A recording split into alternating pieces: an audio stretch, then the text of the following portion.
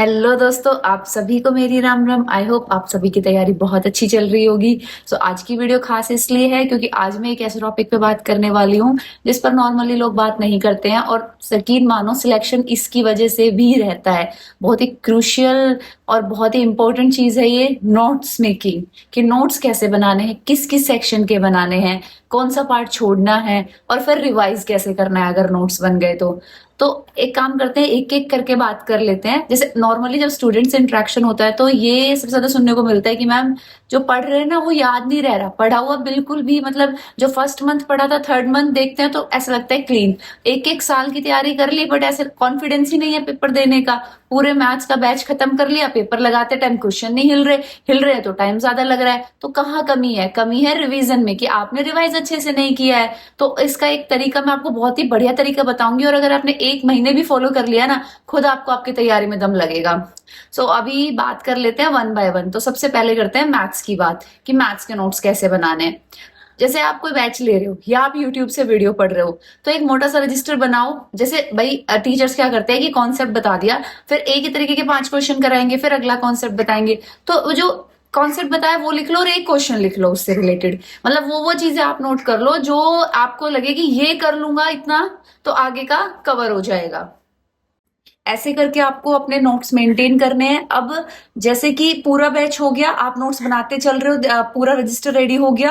अब क्या करना है, जैसे आप आपकी प्रिपरेशन में रिवीजन का टाइम आपको जरूर रखना है। जैसे मान लो 150 पेज के नोट्स रेडी हो गए तो दिन के 5 पेज फिक्स कर लेने हैं कि ये तो मुझे रिवाइज करने ही करना। और जब आप बैच ले रहे हो और तब आप नोट्स बना रहे हो तब भी पहले पीछे का रिवाइज करना है, फिर आगे बढ़ते जाना है। इस तरीके से अगर जो आपने नोट्स रेडी कर लिए उनका आप 5-7 बार रिवीजन मार दोगे तो सारा मैथ्स आपके टिप्स पे हो जाएगा। फिर आपको अलग से दोबारा से वो बैच नहीं लेना पड़ेगा और आपको लगेगा ही नहीं कि आप पढ़े हुआ भूल गए हो। अब इसमें भी आपको 2 तरीके के नोट्स मेंटेन करने हैं, शॉर्ट नोट्स और लॉन्ग नोट्स। जैसे आप लॉन्ग नोट्स बार बार रिवाइज कर रहे हो, मल्टीपल रिवीजन के बाद अब आपको बहुत सारी चीजें तो ऐसी है कि अब नहीं भूलेंगे हम लाइफ में इनको कभी भी, लेकिन स्टिल कुछ चीजों की आपको लगता है कि एग्जाम से पहले इसकी रिवीजन तो जरूर चाहिएगी। इतने सारे नोट्स भी एग्जाम से एक दिन पहले रिवाइज नहीं होंगे, तो उसमें से भी फिर एक छोटी सी कॉपी बनाओ और जो मेन मेन चीजें हैं जो आप बार बार भूल जाते हो उनको लिख लो। फिर पेपर से पहले वीकली उनकी आप रिवीजन ले लो।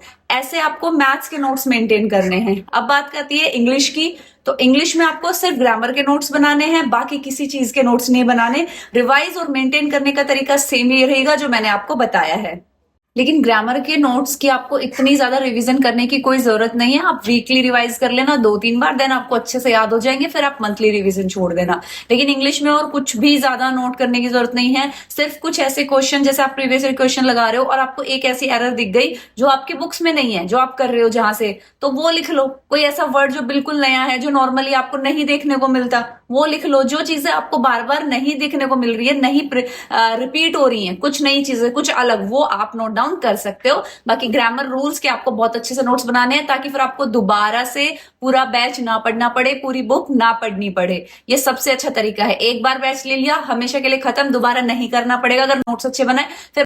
फिर बस आपको उनको अपडेट करते हुए जाना है। अब बात करें जीके में, तो जीके में नोट्स नहीं बनाने, सिर्फ ल्यूसेंट और मनोहर पांडे पढ़ना है, क्योंकि वो अपने आप में ही बहुत ज्यादा कंसाइज नोट्स है, तो आपको एक्स्ट्रा मेहनत करने की कोई जरूरत नहीं है। हाँ, कुछ नई चीजें हैं, तो जैसे मनोहर पांडे में आपने पूरी हिस्ट्री पढ़ ली है, ल्यूसेंट से आपने पूरी हिस्ट्री पढ़ ली, स्टिल अब आप प्रीवियस ईयर क्वेश्चंस लगा रहे हो, कुछ नई चीजें आपके सामने आ रही है, तो वो आप अपडेट कर सकते हो बुक में, या एक छोटी नोटबुक बना लो, वहां पर उनको अपडेट कर लो। लेकिन पूरे नोट्स बनाने की जरूरत नहीं है। स्टैटिक जीके के नोट्स आपको बनाने, क्योंकि वो आपको अच्छे से कहीं नहीं मिलेगी, और उसको बनाना भी है और उसको बार बार आपको रिवाइज भी करना है। बाकी रीजनिंग के नोट्स तो ऐसा कुछ ज्यादा है नहीं उसमें, तो कुछ एक जो फॉर्मूलाज हैं या कुछ तरीके हैं, जैसे कैलेंडर की वो टेबल्स याद करनी पड़ती है, तो इनको आप मैथ्स के जो शॉर्ट नोट्स हैं उनमें जोड़ सकते हो, और वीकली रिवीजन ले लोगे 2-3 बार, देन फिर बस मंथली रिवीजन की जरूरत पड़ेगी। तो इस तरीके से आपको नोट्स प्रिपेयर करने हैं जैसे बताया है, और रिवीजन जरूर करनी है। ये भी फिर फायदा नहीं करेगा कि रजिस्टर भर के फेंक दिया और आपने उसको रिवाइज नहीं करा। और रिवाइज भी ऐसे नहीं है कि एक महीने में कर लिया, नहीं, डेली मैथ्स तो डेली रिवाइज करना है, तभी उस पर कमांड हो पाएगी, तभी आप चीजें सीख पाओगे। अदरवाइज तो फिर दिक्कत ही आएगी, आपको यही लगेगा कि नहीं याद हो रहा है, चीजें नहीं आ रही है हमें। ठीक है। और बाकी अगर ऐसे प्रिपेयर करते हो जैसे कि मैंने पहले ही कहा है कि 20-25 दिन करके देखो, खुद ही अपनी तैयारी में दम लगने लग जाएगा आपको। एसएससी का सिर्फ एक सिंपल मंत्र है, जो पढ़ रहे हो उसको साथ में पकड़ के चलो और उसको रिवाइज करते हुए चलो। बड़ी चीजों को छोटी चीजों में अपने पास रखो ताकि टाइमली आप रिवाइज कर सको।